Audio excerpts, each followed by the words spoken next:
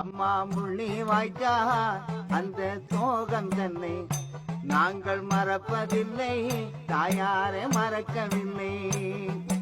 ஒரு இனமோ தாயாரை ஒருமித்து, தாயாரை ஒருமித்து அங்கே ஒப்பாரிதா அம்மா கேட்டதம்மா. குண்டுமழை அந்த நடுவினிலே, அம்மா நடுவினிலே பட்ட துயரங்களை நாங்கள் மறக்கவில்லை.